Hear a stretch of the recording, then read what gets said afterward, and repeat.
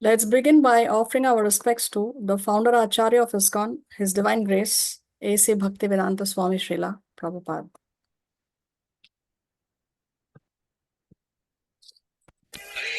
Hare Krishna, Krishna Hare Hare, Hare Ram, Ram Ram.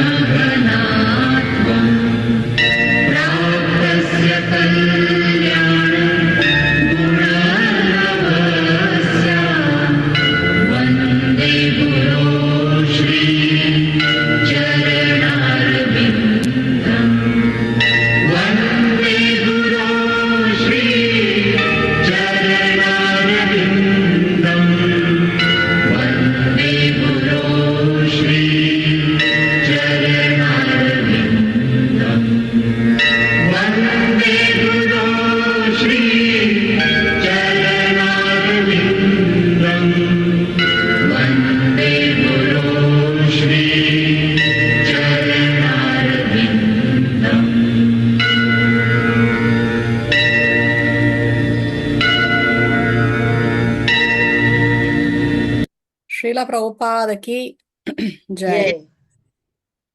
Om Ajnana Timirandasya Jnananjana Shalakaya Chakshur Unmilitam Yena Tasmai Shri Gurave Namaha. Nama Om Vishnu Padaya Krishna Prestaya Bhutale Srimate Bhaktivedanta Swamin Iti Namine.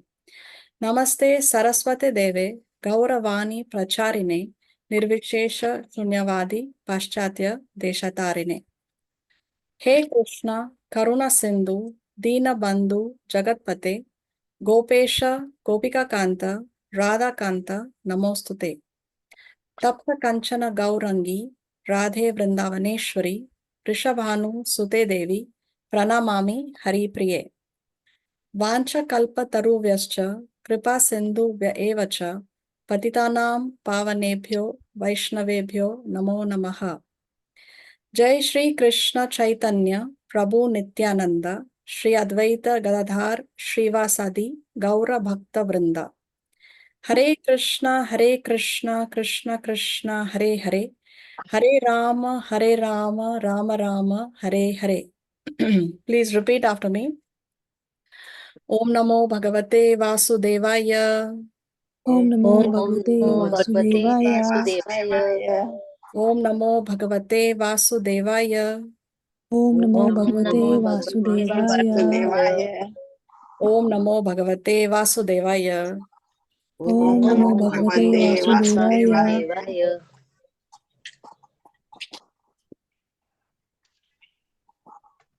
Okay, so what did we see in the previous class?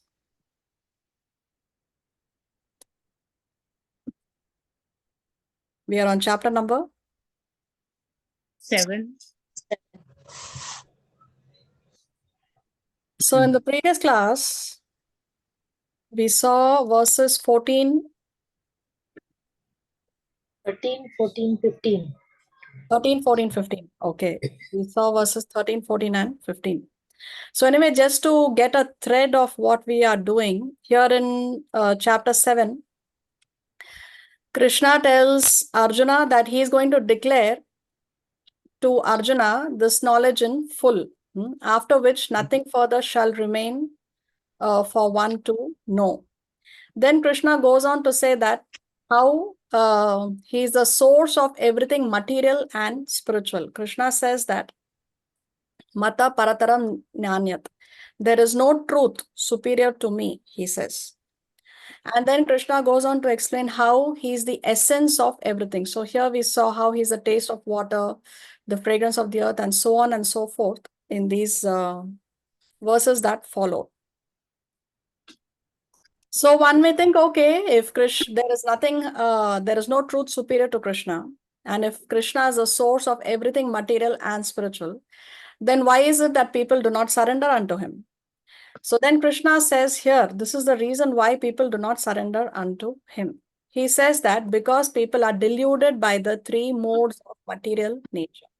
Because one is under the influence of the Rajoguna, Tamoguna, and Satvaguna, because one is under the influence of the modes of material nature, therefore, people do not surrender unto him. So Krishna says, the world does not know me. And then Krishna says that he is above the modes. So Krishna is not under the influence of the modes of material nature, unlike us. Even when Krishna comes to the material world, still he is above the modes of material nature. Krishna does not have to follow any rules or regulations. Whatever he says, that is the law. So he is above the modes of material nature. Then Krishna said in 14 that this divine energy of his is very difficult to overcome. So it's not easy to overcome material nature. It's not so easy to overcome this domain of Durga Devi. Durga Devi, she is the fortress of this material world. So it's not so easy for one to cross. But then Krishna also tells us how we can cross it. How? He says, by surrendering unto him.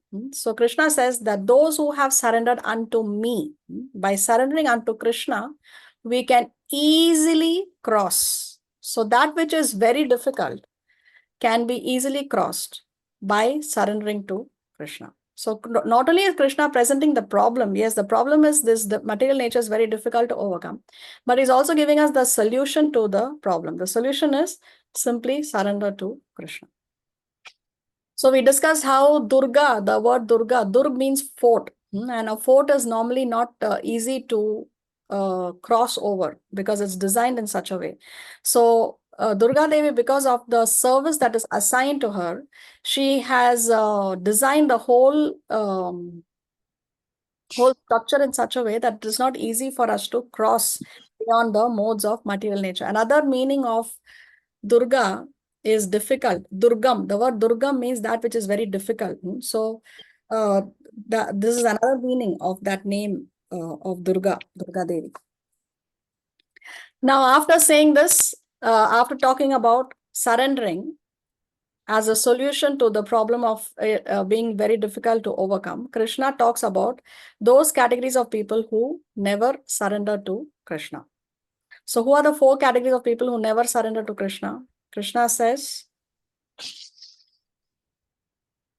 first category is Mudha, the grossly foolish. Those who are working hard day in and day out, working like donkeys for a little bit of grass. So therefore, some people, they work hard day in and day out to collect some wealth, collect some property. But at the end of the day, when they have to depart, then they cannot take any of this along with them. So the all their hard work is left behind by others to enjoy. What he could have taken with him is his spiritual credit. But because he's been working like an ass, he has no spiritual credit. So therefore, he's called foolish. Mudas are grossly foolish. Then the second category, he says Naradhama, the lowest amongst the mankind. So the Naradhamas are those people who have lost the opportunity to surrender to Krishna. Each one of us has taken a vow to surrender to the Lord when we were in the womb of our mothers. But because of the influence of illusory energy, we have forgotten those vows. So Naradhamas are those people who are lost the opportunity to surrender to Krishna. So when we saw the slides in Naradhama, we saw the story of two personalities from the Chaitanya Leela. Who are they? Who remembers?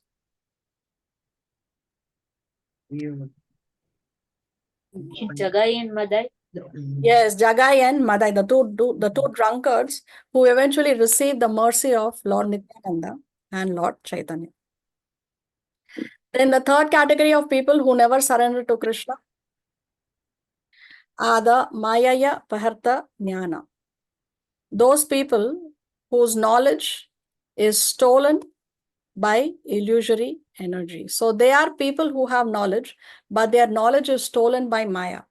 So normally they are philosophers, they are poets, they are very learned, but they are misguided because their knowledge is stolen away by Maya. So they are misguided, and therefore they disobey the Supreme Lord.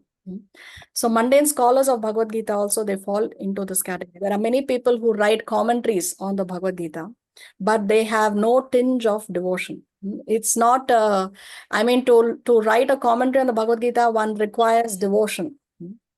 One has to be a devotee, because unless one is a devotee, one cannot understand Krishna.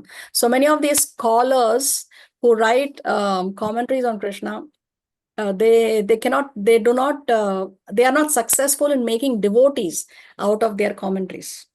We see when Srila Prabhupada went to the West, it is said that there were more than 600 commentaries of the Bhagavad Gita already available in the Western world, written by philosophers, scholars. But all those 600 different versions did not make even one devotee. But Srila Prabhupada's Bhagavad Gita has made so many millions of devotees all over the world. So one needs to be a devotee of the Lord. Okay, the fourth category of people, and also here we discussed how complete knowledge means to have the knowledge of matter, to have the knowledge of spirit, and to have the knowledge of the source of both. That is complete knowledge. But in the modern day schools and universities, the only thing that we are taught is matter. What is so everything that we are learning in schools and colleges after so many, like 20, 25 years of education, is everything only related to matter. But complete knowledge is to understand matter, to understand spirit, and to understand the source of both. Therefore, Srila Prabhupada said that the universities are only centers of ignorance, centers of ignorance, Srila Prabhupada said. Okay, and the fourth category of people who never surrender to Krishna is Asura Bhavam Ashritaha. Those people who have demoniac tendencies. They are envious of the position of the Lord. They don't want to take a subordinate position. They want to become God. So what they do, they either say that they are God, or they will present somebody else and say that this other person is God. So they present many illicit incarnations and they say that they are God, or they say that I am God. So all these people with demoniac tendencies, they come under this fourth category. So here Krishna is using the word Dushkritino. Dushkritino means those people, Dushkritinas are those people who never surrender to Krishna. See, Prapadyante, this word Prapadyante means surrender. Now, after discussing the four people who never surrender to Krishna, in the next verse, which we are going to begin today, Krishna is going to talk about four categories of people who begin to render devotional service, bhajante. So they start to render devotional service to Krishna, and eventually they come to the level of surrender. So from bhajante, starting from bhajante, the Krishna takes us through a process, and then eventually he ends at prapadyante. How these four people, they start to worship him, although out of material desires, but eventually they come to the level of surrender. So this we are going to see in today's class. Does anybody have a question? Mataji, can I ask you one question? Yes. Just now, the last verse when you were telling about the four people that don't surrender to Krishna, I think it was second one where you said the Maya religion, the Maya Yes. yeah. So if Krishna wants us all to come, and then if Maya is playing that part, then how will those people ever go to Krishna? They'll be bewildered always. Yeah. So their hope is if they come in contact with a pure devotee, then that's a game changer. But that's not very easy also, right? For one I mean, to come in contact with the pure devotee in one's life, that's not like so easy. It's not so easy. That's why it's our duty as devotees or as aspiring devotees to go out and reach out to as many people as you can. That's what happened to Jagai and Madai, no? Lord Nityananda was after them, that please chant the holy name, please chant the holy name. So that's what preachers should do. That's what devotees should do. As much as possible, take it out, reach out to as many people as you can. That's why we have online classes. That's why we have so many classes on YouTube where people can somehow or the other come in touch with a devotee. Come in touch with Prabhupada's books. Yeah, but at the same time, we're told, right, not to preach to someone who's a non-believer. Yeah, that's what Krishna says. But then a devotee is more merciful than Krishna. Okay, thank you. Hare Krishna. Hare Krishna. Yeah. Give me a minute. I just need to switch off something. I'll be back in a second.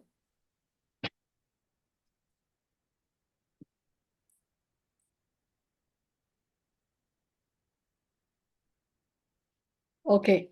So Sri Hari Radha, you had your hand raised. Oh, I had my hand raised only for the purpose if I could read the translation, the text. That's about it. Okay. So you can do the reading. Okay. Today's class.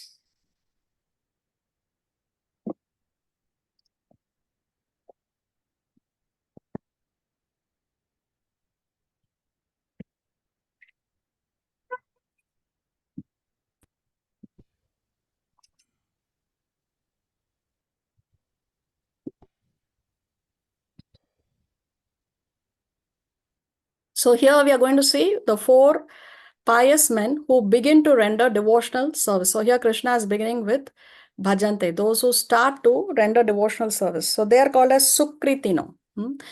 The 4 people who never surrender to Krishna are called as the dushkritinas, and those who surrender to Krishna, or those who begin to render devotional service and eventually come to the level of surrender, they are called as sukritinas. So who are these 4 categories? We will see. Let's hear the shloka first. चतुर्विधा भजन्ते मां जनाः सुकृतिनोऽर्जुन आर्तो जिज्ञासुरर्थार्थी ज्ञानी च भरतर्षभ. Hare Krishna. O best among the Bharata Arjuna, 4 kinds of pious men render devotional service unto me: the distressed, the desire of wealth, the inquisitive, and he who is seeking for knowledge of the Absolute. Hare Krishna. So what are the 4 sukritinas? Krishna says first are the distressed. Artha. The arthas are the distress. So when one is under a distressful condition, maybe one is in a panic situation, there is some kind of an emergency, or one is diseased, for example, then one is distressed, and therefore then one begins to render devotional service. Then Jignashur, those who are inquisitive, they are inquisitive to know, okay, what is the difference between body and the soul? What is it? What is the conversation that happened between 2 great personalities? What is it that is here? What is it that is there? What is it that goes on inside the gates of the temple, for example? So those who are inquisitive. Then arthi, one who desires material gain. Sometimes one wants that, okay, I'm starting a new business venture and I want this business venture to be successful. Or like that, for example, let's say one is living in poverty and one has many children and one wants to have some wealth to be able to take care of the family. So like that, arthi, one who desires material gain. So they also start to engage in devotional services.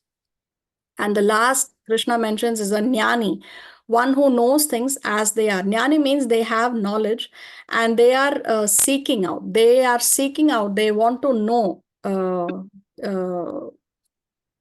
absolute truth. They are in search of the absolute truth. So the 4 kinds of pious men who begin to render devotional service unto me, Krishna says, are the distressed, the desirer of wealth, the inquisitive, and he who is searching for knowledge of the absolute. Now let us see this picture. Who do you think here is distressed? Artha Arthi. No, here, who is distressed? Oh, in the picture, the person who is the person who's standing with the blue thing. Yeah, this person is distressed because he has a health condition, right? So he begins to render devotional service because he's thinking that, okay, I will render devotional service and the Lord can remove my distress. Who is a wealth seeker? The one in the yellow, No, the kid. with the The kids. person with With two the kids. kids. Yeah, the one with the kids. He wants wealth because he wants to take care of his children. Who is inquisitive? The person who's touching his Person face. is thinking. Yes, this person who's touching his chin, he is inquisitive. And one who desires knowledge of the absolute truth. The beard old man. Yeah, this person here, he is a jnani. Now, this jnani is different from the jnana yogi of our yoga ladder. Okay, we should not confuse the two terms. We will come to that later anyway. But now let's take some examples. See here, Srila Prabhupada explains in this purport from the Chaitanya Charitamrita. He gives examples of, he says that Dhruva Maharaj was one person who approached the Lord for money. Shaunaka Rishi approached the Lord out of inquisitiveness. Sukadeva Goswami approached the Lord when he pursued knowledge. And then he says, Gajendra approached the Lord when he was distressed. So let us see now the story of Gajendra. Now, Gajendra lived on a celestial planet. So this is not our planet. So he lived on a celestial planet and he was a king of the elephants. When he would walk, the whole mountain would tremble because of the weight of his body. He was not an ordinary elephant.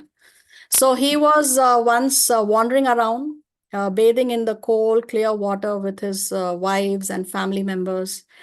And everything was so picture perfect. Now, suddenly, a crocodile appears, and the crocodile holds on to one of Gajendra's legs, and he would not let go. So now a struggle begins between the elephant and the crocodile. Both are strong. So neither the crocodile leaves, neither is Gajendra going to give in. Now this tussle between Gajendra and the crocodile went on for 1,000 years, it is described. Now, eventually, Gajendra starts to lose strength. Why? Because the crocodile is a water animal, and they are in the water. And Gajendra, the elephant, is not a water animal. So for him, it's not his. He's not in his domain, right? So therefore, now Gajendra starts to lose strength, and eventually, then Gajendra, because he was a devotee in his previous life. In his previous life, he was a devotee called King Indradyumna. So then he was able to remember some prayers from his previous lifetime. And he starts to offer those prayers. And then you can see the Lord here, he appears on the back of Garuda and he comes and he kills this crocodile. He beheads the crocodile with his Sudarshan Chakra and he saves Gajendra. As soon as he kills him, as soon as he kills a crocodile, two personalities emerge. One personality emerges from the crocodile's body, and then another personality emerges from the body of Gajendra. Now, both of these have a previous life. See here, you can read these texts when I share the slides in the group. We're not going to read them now because of time factor. So see, the crocodile had been King Huhu of the Gandharva planet, but once while reveling in the water with a group of celestial women, he had somehow pulled the leg of the sage Devala. At this, the sage became furious and cursed King Huhu to become a crocodile. Despondent, the king begged pardon from the sage, who gave him the benediction that he would be freed at the very moment when the Supreme Lord delivered Gajendra. So as soon as the Lord cut off the crocodile's head, the soul left that body and regained the beautiful form of the demigod King Huhu. After offering prayers to Krishna, King Huhu returned at once to the Gandharva planet. So this is the previous life of the crocodile. Now, what about Gajendra? In his previous life, Gajendra had been Indradyumna, a great devotee of Lord Krishna. When Indradyumna retired from his kingdom and family life, he went to the Malaya hills, where he lived in a small cottage and practiced spiritual disciplines.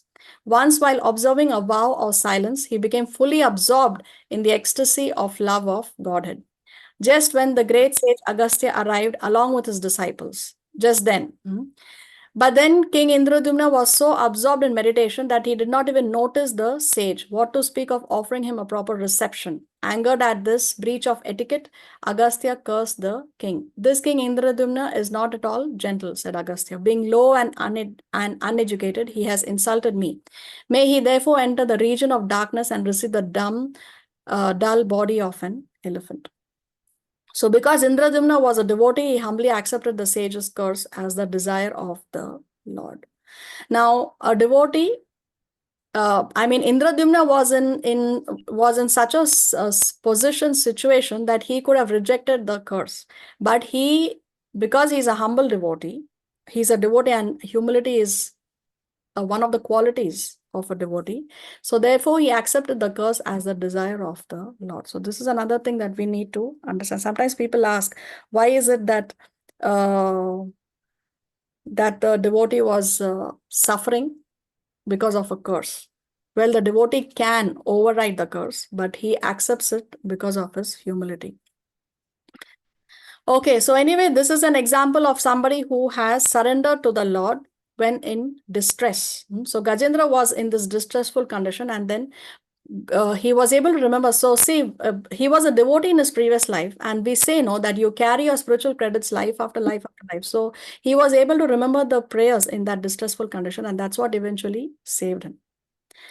So the second category of people who surrender to Krishna are those who desire wealth. Now, Dhruv Maharaj, he was 5 years old, and he was not allowed to sit on the lap of his father because his stepmother said that if you want that opportunity, then you have to take birth from my womb. His stepmother told him. So Dhruv was very upset, and he said that I'm being denied the right to sit on the lap of my father. And then he said that I want to occupy a position more exalted than any yet achieved within the three worlds by anyone, even by my father and grandfather. So this was what was Dhruv's desire. So Dhruv, when he started out, his desire was a material desire, just as even Gajendra, the desire was material. Gajendra wanted to save his life, wanted to come out of his distressful condition. Even Dhruva, the desire of wealth, this is also a material desire. But we see how Dhruv eventually, by rendering service, he became purified. So these Sukritinas, they start out of material desires, but then because of rendering devotional service, they come to the level of completely surrendering to Krishna, and then they become pure devotees. So you can see here Dhruv, under the instruction of his spiritual master Narada Muni, he starts to meditate. Narada Muni gives him a mantra, which is Om Namo Bhagavate Vasudevaya. He chants that mantra. He's standing on one feet, and then he's also focusing on breath control. And then he becomes so powerful because of his devotional service that he became practically one in heaviness with Lord Vishnu. The total consciousness, due to his fully concentrating and his closing all the holes of his body, the total universal breathing became choked up. And all the great demigods in all the planetary systems felt suffocated, and they took shelter of the Supreme Personality of Godhead. So you can see all these demigods, all the devatas, they are getting choked up. They are not able to breathe. They're getting suffocated. So they approach Lord Vishnu. So the demigod said, Dear Lord, you are the refuge of all moving and non-moving living entities. We feel all living entities to be suffocating. Their breathing processes choked up. We have never experienced such a thing. So see the potency of Dhruv after he has taken to devotional service. Previously, when he was in material consciousness, although he is the son of the king, he was not allowed to sit on his father's lap. Even that basic right was denied to him, although he is the son of the king. But now, because he has taken to devotional service, see, his potency has increased so much that even the devatas are in distress now. Even the devatas are in distress. So see the potency of bhakti. That's why we say there is a lot of potency, there is a lot of shakti in bhakti. Okay, so then eventually, because of his austerities, because of his tapasya, the Lord personally appears in front of him. Now you see here, now what does Dhruv say? My dear Lord, I have practiced austerities and penances because I was desiring to receive something from you. But in exchange, you have allowed me to see you who are never visible, even to the great sages and saintly persons. I had been searching out some pieces of broken glass, but instead I have found the most valuable jewel. So see, Dhruv started off on a material desire, but then because he took to devotional service, now he has become completely purified, and he realizes that what he was desiring was just broken pieces of glass, just broken pieces of glass. But instead now he has found the most valuable jewel. I am therefore fully satisfied, my Lord. I do not wish to ask anything more from your Lordship. So now that the Lord has appeared before him, he is fully satisfied and he does not have any more material desires in his heart. So this is the second category of people who surrender to, who take to devotional service, and eventually they come to the level of prapadyante, to surrender. Then third category, inquisitive. We know that the Srimad Bhagavatam was spoken by Sukadeva Goswami to Maharaj Parikshit. Now, in that audience was a personality called Sutta Goswami. So, Sutta Goswami repeated this message to the sages of Naimisharanya. In Naimisharanya, many sages had assembled and they inquired out of inquisitiveness from Sutta Goswami, and they told him that you were in that audience when Sukadeva Goswami spoke the Srimad Bhagavatam to Maharaj Parikshit. Please repeat what you have heard. Please describe those topics. So see here from the Srimad Bhagavatam, O Sutta Goswami, please describe those topics of the Lord by which Maharaj Parikshit, whose intelligence was fixed on liberation, attained the lotus feet of the Lord, who is shelter of Garuda, the king of birds. Those topics were vibrated by the son of Vyasa, Srila Sukadeva. So this is an example of people who approach the Lord out of inquisitiveness. So these sages of Naimisharanya, their leader was a person called Shaunaka Rishi. He was a leader of those. So they had gathered there to perform 1,000-year sacrifice for the benefit of the people of Kali Yuga, which is us. And then comes Jnani. Jnani is one who has knowledge with respect to impersonal aspects. So when they start off, their knowledge is with respect to the impersonal aspect of the Lord, or the Brahman effulgence. We know that the supreme truth, absolute truth, is realized in three features: Brahman, Paramatma, and Bhagavan. Impersonalist, and then one who believes in the Paramatma, the super soul realization, and finally realizing God as a person. So a Jnani, he starts off being on the impersonal platform. So you see here, Sukadeva Goswami was actually in the womb of his mother, and he refused to come out for 16 years. In some places it is mentioned 12 years, in some places it is mentioned 16 years. So anyway, he refused to come out because he did not want to fall into Maya. Then his father Vyasadev, he requested Krishna to please come and convince his son to come out. Then Krishna appears and he promises Sukadeva Goswami that I promise you that you will not fall into Maya. That is when Sukadeva Goswami comes out as a fully grown 16-year-old boy. So anyway, when he appeared, Sukadeva Goswami was an impersonalist. He believed in the Brahman effulgence of the Lord. But then from there on, he moved forward and he came closer to Krishna. In the Srimad Bhagavatam, 2nd canto, 1st chapter, 9th verse, Sukadeva Goswami admits that although he was very much attracted by the impersonal Brahman, when he heard the transcendental pastimes of the Supreme Personality of Godhead from the mouth of his father Vyasadev, he became more attracted to Srimad Bhagavatam. So this is a Jnani. Initially, he starts off from the impersonal aspect, from believing in the impersonal aspect of the absolute truth, but then he moves forward and then he becomes attracted to the Bhagavan feature of the Lord. So this is a Jnani. So Jnani basically is this Jnani here is basically any person who has knowledge. Now there are two kinds of knowledge. One knowledge is that which will take you closer to Krishna, and other knowledge is that which will take you away from Krishna. So good knowledge is that knowledge which will take you closer to Krishna. So when you understand your subordinate position, comparing to your position to Krishna, when you understand that the soul is an eternal servant of the super soul, when the Atma is an eternal servant of the Paramatma, and therefore we have to render service, therefore we have to serve the Lord like a menial servant, then that knowledge will take us closer to Krishna. So Jnani basically refers to anyone who has knowledge. Now, the Jnana Yogi of that yoga ladder is a person who has taken to a particular yoga process. So there are different processes by which we can realize the absolute truth.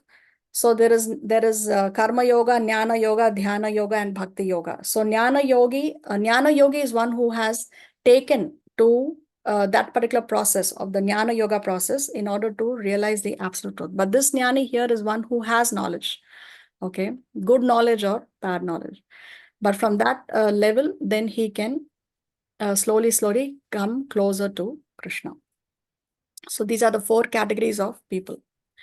See, when people are in trouble, they take shelter of different things in the world. Now, what they take shelter of depends on what mode of material nature they are in. If one person is in a mode of ignorance, then when they are in trouble, they will take shelter of drinking, smoking, and violence. They say, okay, I'm feeling very distressed. I want to have some alcohol. Or they become a chain smoker, or they become violent. So if one is in the mode of ignorance, then you take shelter of drinking, smoking, and violence. If a person is in the mode of passion, he takes shelter of money. He says, okay, whatever is the problem, I will bribe the official, or I will give some money, throw some money, and I will get my problem resolved. Then a person in the mode of goodness, he takes shelter of knowledge. He tries to analyze the reason of the problem. He tries to understand what is it that's going on and how I should deal with this. So a jnani is one who is in the mode of goodness. The person in transcendence, one who is above the 3 modes of material nature and he is situated in the transcendental mode of goodness, or he is situated in transcendence, he takes shelter of Krishna. Oh, my dear Lord Krishna, please resolve my miseries. So now here these people are not transcendental, these people are in goodness. So in goodness, they don't surrender to Krishna, but they start worshipping Krishna. Okay, God is there, God is supreme. Maybe he will resolve my misery. In this way, they will start coming to Krishna. So the Sukritinas are in the mode of goodness. At least they are surrendering to Krishna, although out of their material desires. At least they are not taking to drinking, smoking, violence, money. They are taking shelter of knowledge. They're trying to analyze the reason. Okay, some problem is there. There is definitely some supreme being. Let me take shelter of that supreme being. He will resolve my miseries. So like that, they start coming to Krishna. So then the progression is from bhajante to prapadyante, from worshipping, from rendering devotional service, ultimately to prapadyante, to completely surrendering to Krishna. So Srila Prabhupada mentioned some important points. So what is the definition of a Sukritina? They are pious people. They follow the rules and regulations of the Shastra. They follow the moral and social laws, and they are more or less devoted to the Supreme Lord. They are not pure devotees, but they are on the way. They are progressing towards that. So are they pure devotees? No. Why they are not pure devotees? Because they have some aspiration to fulfill in exchange for devotional service. So what is pure devotional service? Pure devotional service means to render loving service favorably without desire for material profit or gain. That's why we say Dhruv, Gajendra, they had some aspiration to fulfill in exchange or devotional service. Therefore, they are not pure devotees. Pure devotional service means Anya Abhilashita Shunyam, 0. There is no desire in exchange for rendering those devotional service. That is pure devotional service. So what is the destiny of the Sukritinas? They follow devotional service. In due course, they associate with pure devotees and they get purified. And they eventually achieve pure devotional service. At what stage do these 4 Sukritinas become pure devotees? When they are free from all the material desires. So you see, amongst the 4 categories of the desire of wealth, the distressed, the inquisitive, and the jnani, which of the 4 you think is more selfless?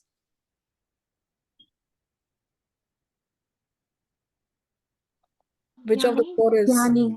The jnani, isn't it? The jnani is more selfless because he is actually searching for the absolute truth. So these, the first three have to come to the level of a jnani. These first three, the desire of wealth, the distressed, and the inquisitive, they have to come to the level of giving up their material desires, come to the level of becoming a jnani, and actually search for the absolute truth. And then from the jnani, they can progress towards complete surrender. So when they fully understand that material remuneration has nothing to do with spiritual improvement, then they can become pure devotees. What is the hope for miscreants in regard to devotional service? This is what we were discussing. Now, the miscreants are the Dushkritinas who never surrender to Krishna. So what is the hope for them? For them, devotional service is very difficult because their lives are selfish, irregular, and without spiritual goals. So is there any hope for them? Yes. If by chance they come in contact with a pure devotee, they also become pure devotees. So that's why the importance of satsanga is always stressed. We need to be very careful what kind of people we are associating with, what kind of people our children are associating with. So here is a summary. The four categories of people who never surrender to Krishna, and the four categories of people who start to render devotional service and eventually they surrender to Krishna. Okay, now let us see what Krishna says next.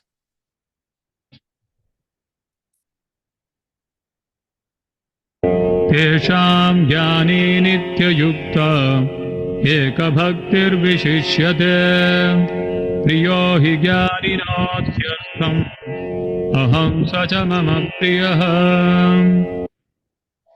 Of these, the one who is in full knowledge and who is always engaged in pure devotional service is the best.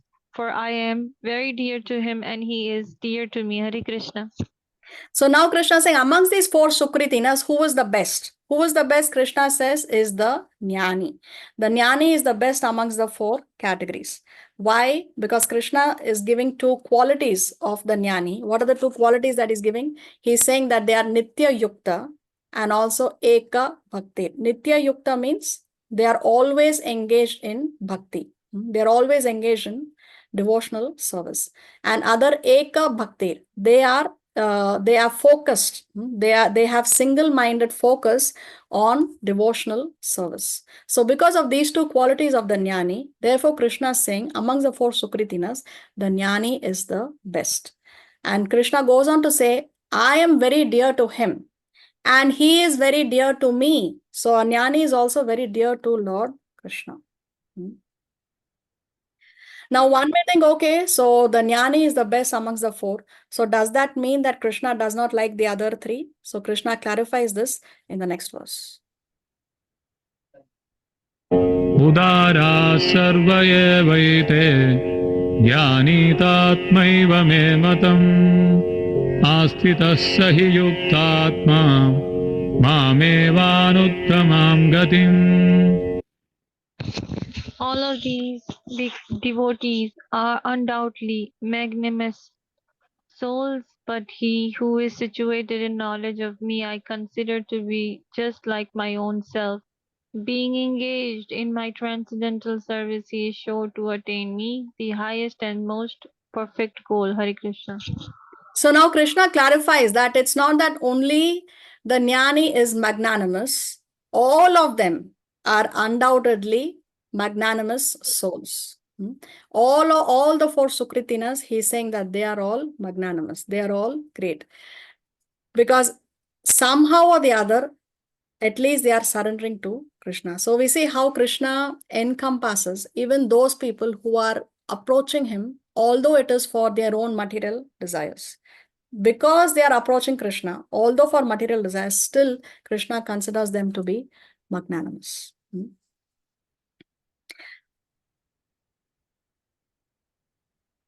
And then, one second.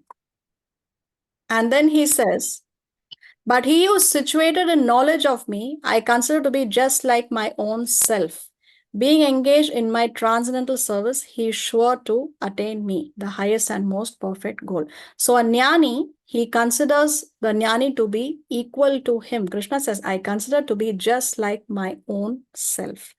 Because he is engaged in transcendental service, he is sure to attain me. So the the sure short way to attain the Lord is to engage in transcendental service, to engage in devotional service. The other three categories, the distressed, the desire of wealth, and the inquisitive, they have to come to the level of the jnani, and then only he can attain Krishna. And then Krishna says that he is the highest and the most perfect goal. So another very important point. Why Krishna consciousness is because Krishna himself declares that he is the highest and most perfect goal. See, a jnani, he is approaching Krishna out of intellectual contemplation. So when he begins also, when he starts off also, he's not realizing the Bhagavan feature of the Lord. He is still in the realization of the impersonal aspect of the absolute truth. See, Sukadeva Goswami, he was a fully realized soul in the womb of his mother itself, but he was Brahman realized soul. Then he got attracted to the message of the Srimad Bhagavatam, and then in due course of time he became a pure devotee.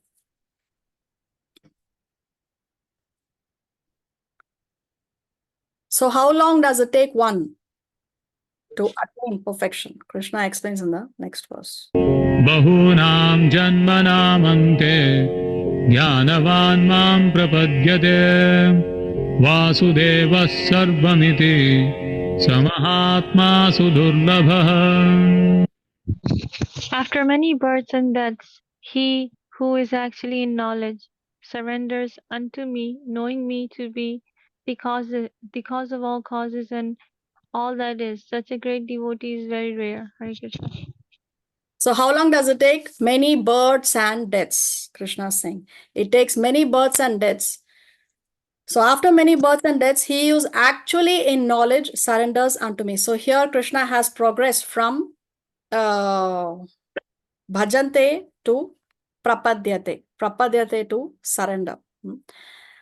Knowing me to be the cause of all causes. So finally he realizes that Krishna is the cause of all causes. Everything that is happening, everything that has come into existence is come into existence because of Krishna. Krishna has not come into existence because of something else or someone else or some other phenomenon. Everything that is happening is because of Krishna. So Krishna is the cause of all causes. Such a great soul is very rare. So as we discussed, the other three Sukritinas, the first three, they have to come to the level of a jnani, and then as a jnani, then they start to render devotional service. And then even a jnani, even that jnanavam, who surrenders to Krishna, say bahunam janmanam ante, after many births and deaths, jnanavan, the jnani surrenders to Krishna. So the other three categories who are not jnanis, they have to come to the level of a jnani, and then they will render devotional service, then they will engage in bhajante, and then they will surrender. And even amongst the jnanis, Vasudeva Sarvamiti, they come to the realization that Vasudeva Sarvamiti, that Vasudev is the cause of all causes. Sa Mahatma Su Durlabha, that such a great soul is very rare. So even amongst the several jnanis, it's very rare to come across one who eventually fully surrenders to Krishna and comes to the realization that Vasudeva Sarvam Iti, that Krishna is the cause of all causes. So just see how glorious it is to render devotional service. Anyone who's rendering devotional service is indeed glorious, and we must respect that person very much. But what happens, Kali Yuga calculation is such people are made fun of.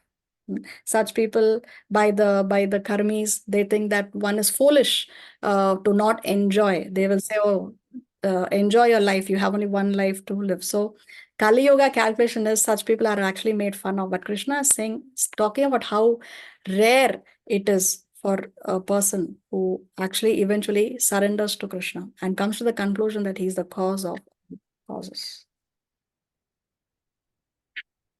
So here we have a split up for your easy reference. 14 talks about how we should surrender to Krishna, and then we will go beyond Maya. So Krishna says that, okay, it's very difficult to surrender. It's very hard, but you can cross over by surrendering. Then in 15, he talks about the 4 categories of people who do not surrender to Krishna. Some 16 to 19, he talks about the categories of people who start worshipping Krishna. So from bhajante, and eventually they surrender to Krishna. Eventually they come to the level of prapadyante. 7.16 talks about bhajante, and from bhajante, the progression moves onward. And in 19, it comes to the prapadyante, surrender. So they become one-pointed in devotional service to the Supreme Lord. So these jnanis, eventually they come to the level of being one-pointed, focused, and constantly they are engaging in devotional service. Now from there, progression is very, very quick, very, very fast. Now Krishna will talk about those categories of people who, yes, they surrender, but not to Krishna. What about those people? Let us see.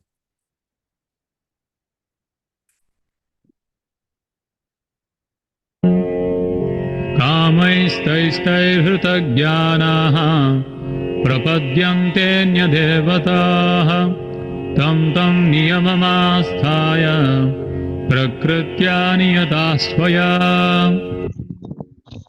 Those whose intelligence has been stolen by material desires surrender unto demigods and follow the particular rules and regulations of worship according to their own nature. Hare Krishna. So here Krishna is talking about those who surrender prapadyante to anya devata, to other demigods, to other devatas. Now what is Krishna saying? What kind of people surrender to the demigods? Those whose intelligence has been stolen by material desires. So which means a person who is not intelligent, because his intelligence has been stolen away by material desires. Such people, they surrender unto demigods. So we know how there are different devatas who are in charge of different departments. And when we have certain material desires, depending on what desire we have, the different demigods are approached. And follow the rules, particular rules and regulations of worship according to their own natures. So what does this mean? See, there are different shastras, and there are different shastras for different kinds of people. It's not that every shastra talks about pure devotional service like the Srimad Bhagavatam. Srimad Bhagavatam is called as the Amala Purana, the spotless Purana, because it talks about pure devotional service. But not all the Puranas talk about pure devotional service. So we know that there are 18 major Puranas. Now there are 6 Puranas which are meant for the people in the mode of goodness. 6 Puranas are meant for the people who are in the mode of passion. And 6 Puranas are meant for the people who are in the mode of ignorance. So if one is in the mode of ignorance, he is more attached to meat eating, he is more attached to alcohol, smoking, all these things. Now Krishna doesn't keep anyone out of his merciful domain. So he wants to include everyone. Now if somebody is attracted to that kind of worship, if somebody is then they would worship goddess Kali, where you can offer meat and then they can enjoy meat eating. Or alcohol is also offered to certain devatas, and then they take the alcohol saying that this is prasad. So that is not pure devotion. That is allowed in the Shastra in order to encompass people who are in the mode of ignorance. So the Puranas that are in the mode of goodness, they indicate Krishna or Vishnu as the supreme goal. The Puranas that are in the mode of passion, they indicate Lord Brahma as the supreme goal. And those Puranas which are for the people in the mode of ignorance, they indicate Lord Shiva as the supreme goal.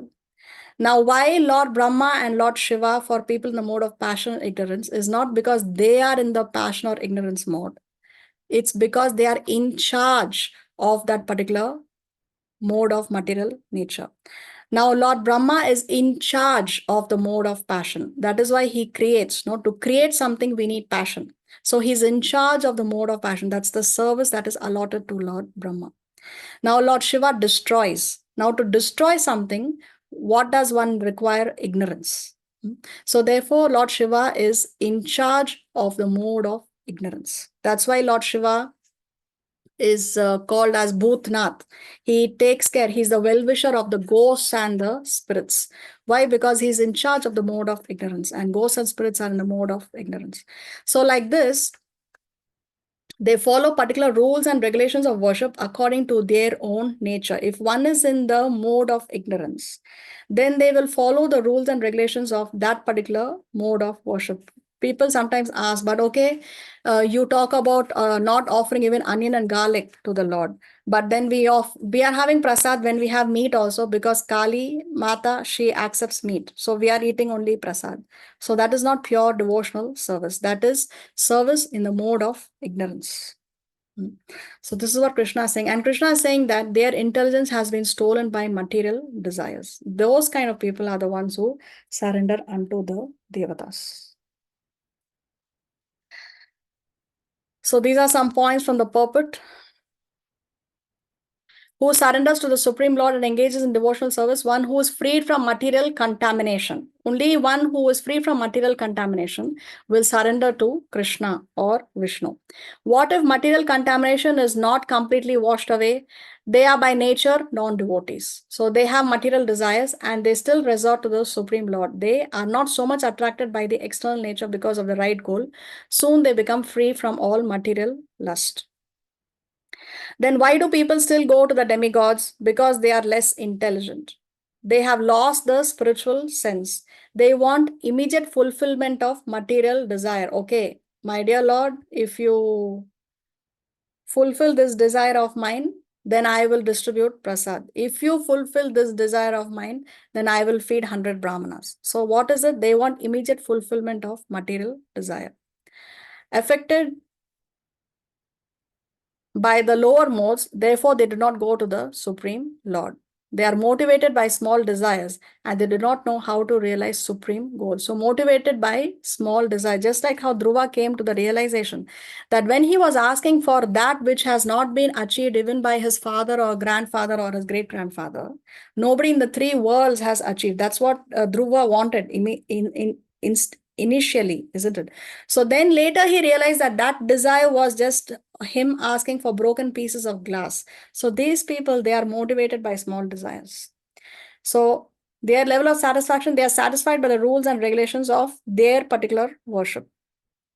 Their conception, they think demigods are better for certain purpose as per their study of Veda. Example, sun god for better health. If one wants good health, then one worships the sun god. So they think, okay, my worship is good enough according to what I have studied in the Vedas, because the initial section of the Vedas talks about karma kanda, what to do in order to get your material desires fulfilled. That is karma kanda section of the Vedas. Only the last section of the Vedas deal with pure devotional service.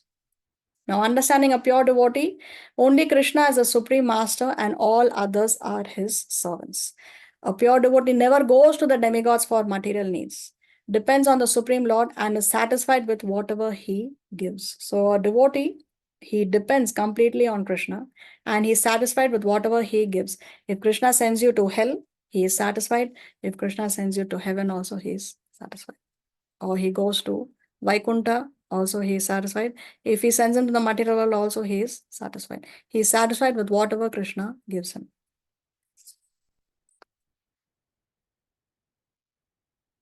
See this verse from the Srimad Bhagavatam. Sukadeva Goswami says this to Maharaj Parikshit. A person who has broader intelligence, whether he be full of material desire, or he may be without any material desire, or he may be desiring liberation, must by all means worship the supreme whole, the personality of Godhead. So one may think, okay, what to do? I have some material desires in my heart. So then whom should I worship? I want good health. So whom should I worship, for example? Then this verse answers this question. Whether you are a kama, whether you have no material desires, or you are sarva kama, you are full of material desires, or you are moksha kama, you are desiring liberation, whatever it may be, you just worship the supreme whole. Because if Krishna can give you the highest benediction, how can he not give you material benedictions also? Now, in the case of Dhruv also is a classic example. Now, Dhruv later, he said that I don't want anything. What I was desiring was just broken piece of glass, but now I have got the greatest jewel. But still, his material desire was fulfilled. What is it that Dhruv got from the Lord? to sit on the lap of, no, sorry. Because Dhruv said, I want that which nobody in the three worlds has. Yeah. So what is it that Dhruv got? He got the God's kingdom, The planet, the the whole the planet. planet. Yes, he got the Dhruv Loka, isn't it? The pole star. So the pole star or Dhruva Loka is the center point of all the planets and the entire cosmic manifestation. All the planetary systems are revolving around the pole star. So, and that is a spiritual planet in the material world itself. Very unique, isn't it? Because the whole, all the planetary systems within the material world, including that of Lord Brahma. Now, Lord Brahma is Dhruv's great grandfather because Brahma's son was Manu. Manu's son was Uttanpad, King Uttanpad, and Uttanpad's son was Dhruv. So Dhruv. Lord Brahma is his great grandfather, and he wanted a kingdom which nobody in the 14 planetary system, in the three worlds has. So Dhruv has got that planet with that facility that even Lord Brahma does not have, which is even his great grandfather does not have, which is that even Brahma Loka will be destroyed when everything is at the time of complete destruction, but the pole star will remain. So it's a spiritual world within the material world, very unique. So Dhruv had a material desire. He prayed. He rendered devotional service to the Supreme Lord. And then he had no more material desire, but still his material desire was fulfilled. So the Lord is definitely capable. The Supreme Lord is definitely capable of even fulfilling the material desire. So no matter whether you are full of desires or you don't have any desire, or whether you're desiring liberation, whatever desire it may be, it's better to worship the Supreme Lord. The Sukadeva Goswami is saying to Maharaj Parikshit. So Mataji, the Dhruv Lok never gets destroyed, right? No. Like it's always there. Yes.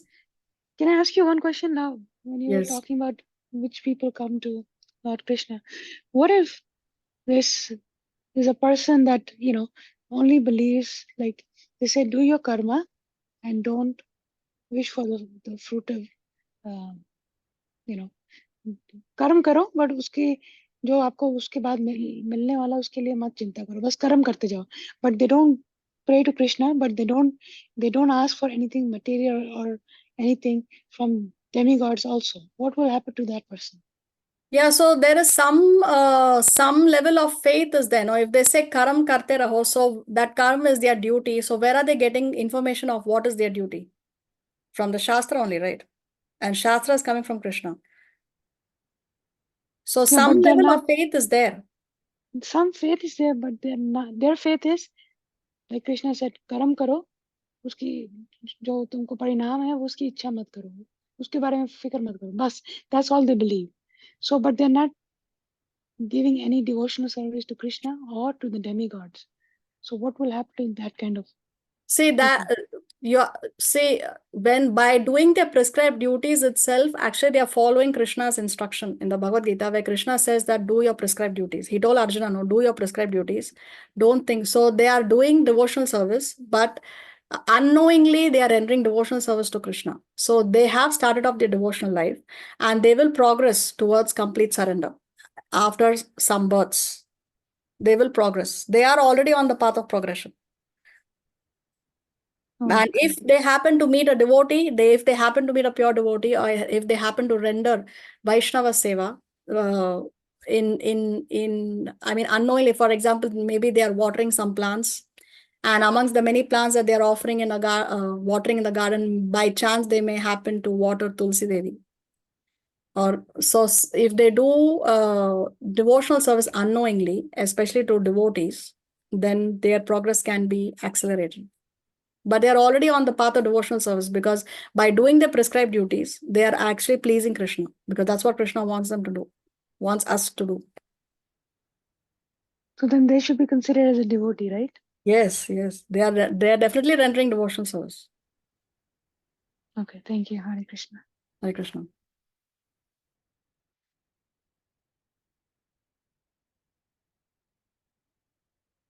यो यो यां यां तनुं भक्तः श्रद्धयार्चितुमिच्छति तस्य तस्याचलां श्रद्धां तामेव विदधाम्यहम्. I am in everyone's heart as the super soul. As soon as one desires to worship some demigod, I make his faith steady so that he can devote himself to that particular deity. Hare Krishna.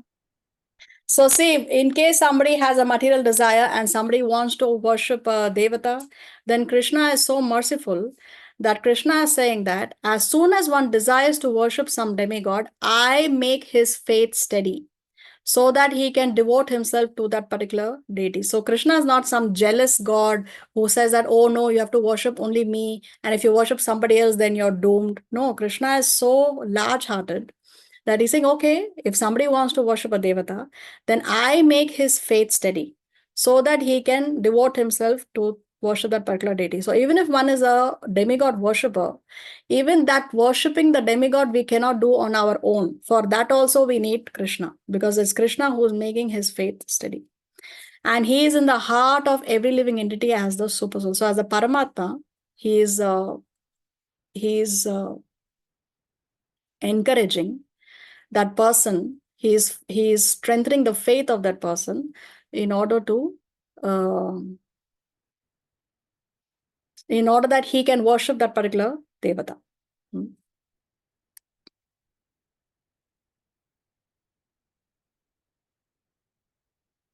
सतया श्रद्धया युक्तः तस्याराधनमीहते लभते च ततः कामान् मयैव विहितान् हितान्. Endowed with such a faith, he endeavors to worship particular demigod and obtains his desire, but in actuality these benefits are bestowed by me alone. Hare Krishna. So what happens when somebody is worshipping the devatas? That person, he worships that particular devata and he obtains his desire. So his particular desire is fulfilled. But then what Krishna is saying, in actuality, those benefits are bestowed by me alone. So even the blessings or the benedictions or the boons that one is getting from the devatas is actually being given by Krishna only. So even the devatas cannot act independently. They have to act under the jurisdiction of Krishna. So Krishna is giving the benediction to the demigod worshipper through that particular devata. So the living entities, we may forget, the ordinary living entities, we may forget that Krishna is a supreme personality of Godhead. But the devatas, they do not forget that Krishna is a supreme personality of Godhead. So the devatas are like, you can say that they are like the cashiers in the bank.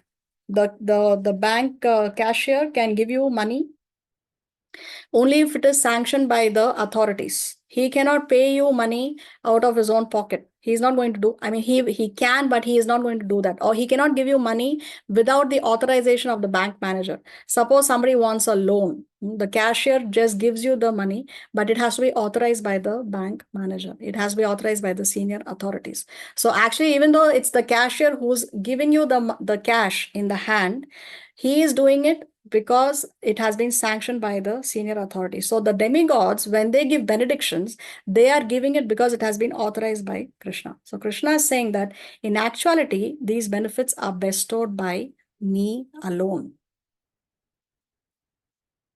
See here, this is how Krishna works.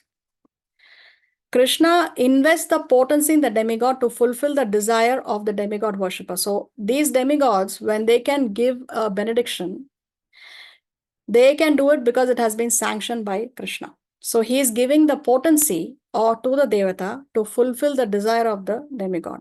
On the other hand, what is he doing? He is putting the faith in the demigod worshipper to worship that particular demigod. So he's working here also. Krishna is working with the demigod worshipper also, and he's also working with the devata. And then there is this interexchange. He is worshipping the devata and the devata is giving the benediction. But actually it is Krishna only who is the connecting link.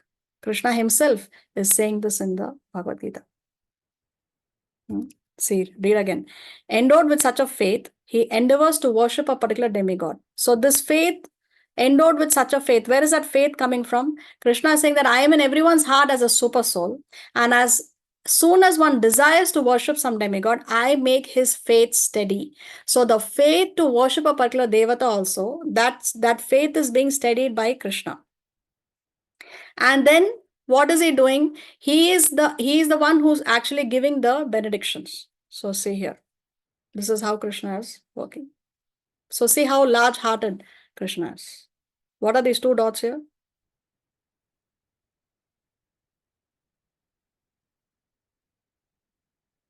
Who can say? Oh, this is just Krishna and soul. Is the soul and the super soul. The same soul and the super soul is even in the heart of the devatas. You can see here the two red dots. So you can see the super soul is there in the heart of the demigod worshipper as well as in the heart of the demigod. So this super soul here is connecting the two, the Paramatma. So the demigods are not in competition with Krishna, but they are in progression to him. So we can see that different devatas are giving different benedictions, but actually they are coming from Krishna. So it's not a competition. One must not think that, okay, so far I have been a devotee of Lakshmi Devi and been an ardent devotee of Lakshmi Devi. But now if I take to Krishna consciousness, Lakshmi Devi will be angry. She will be upset. I will incur the wrath of Lakshmi Devi, for example. No, it's not like that. There is no competition, but they are in progression. In fact, if we are sincere worshippers of a particular devata, then the devata will guide you towards Krishna. Because we know the story of Sanatan Goswami and the touchstone. There was this devotee of Lord Shiva, and he told Lord Shiva plus that I want to have the greatest thing. So Lord Shiva directed him to Sanatan Goswami, who is a pure devotee of Lord Krishna. And then eventually, when he went to Sanatan Goswami, Sanatan Goswami told him that, okay, there is a touchstone in the garbage. You can go and take the touchstone. Anything you touch with the touchstone will turn into gold. Now, what can be more powerful than that? So he's very happy, and he's very happy, but then he says, okay, wait a minute. If this was the greatest thing ever, then why is it in the garbage bin? So he goes back to Sanatan Goswami and says that definitely there is something greater than this. And then he says, okay, now you are ready to actually receive the greatest thing. And then he gives him the Maha Mantra. What is it? Hare Krishna, Krishna Krishna, Hare Hare, Hare Rama, Rama Rama, Hare Hare. So the demigods are not in competition with Krishna, but they're in progression to him. So if you are a sincere follower of a devata, then the devata also will direct you to Krishna, because that devata also is a devotee of Krishna and he wants the devotees to go to Krishna. See, Chaitanya Charitamrita Srimad Bhagavatam state this. The Kauravas tried to flatter Baladev so that he would become their ally and spoke ill of Sri Krishna. Lord Baladev became angry and spoke this verse. So what are we trying to prove here? We are trying to prove that the demigods are not in competition but in progression to Krishna. See, when they tried to criticize Krishna in front of Lord Baladev, then what did Lord Baladev say? The dust of Lord Krishna's lotus feet, which is the source of holiness of all places of pilgrimage, is worshipped by all the great demigods. The principal deities of all planets are engaged in his service, and they consider themselves most fortunate to take the dust of the lotus feet of Krishna on their crowns. Great demigods like Lord Brahma and Lord Shiva, and even the goddess of fortune and I, are simply parts of his spiritual identity. And we also carefully carry that dust on our heads. And still, Krishna is not fit to use the royal insignia or even sit on the royal throne, because the Kauravas were saying that Krishna is not fit to use the royal insignia and sit on the royal throne, because they were telling that Baladev, you are the elder brother, you are the one in charge, you are greater than Krishna. So they were trying to criticize Krishna in order to please Baladev, but then Baladev gave them the right knowledge, because of course Balaram is Krishna's first expansion.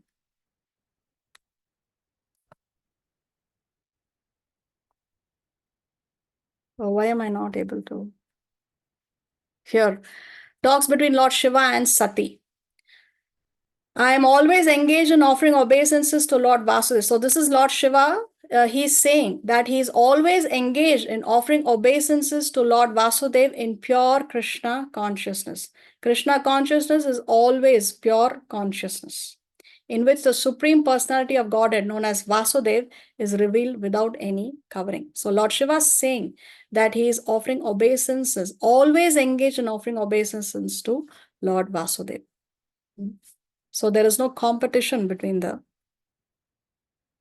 demigods and Krishna.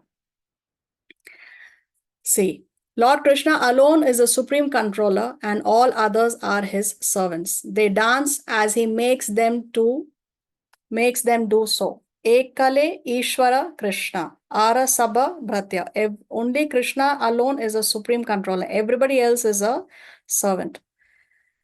Yare Yaiche Nachaya Se Taiche Kare Nritya. As they are made to dance, Krishna makes them dance and they dance as Krishna makes them dance. This is the position of Krishna and the Devatas. Can I ask you a question? So that means Krishna alone controls and other people don't control us? Krishna is a supreme controller. He is a controller of all the controllers. The others can control because Krishna has asked them to control. Krishna has empowered them to control. Brahma can create because Brahma has been empowered by Krishna to create. Brahma is a creator, but he is a created creator. Okay, thank you, Mataji. You're welcome. Okay, we'll stop here. We'll continue in the next class. If Krishna so sanctions. Srila Prabhupada ki jai. Srimad Bhagavad Gita ki jai. Jai. Sina Mata ji ki jai, Jai Jai. Pataka Maharaj ki jai. Thank you, Mata ji. Koti koti dandat pranam. Hare Krishna. Jai Srila Prabhupada.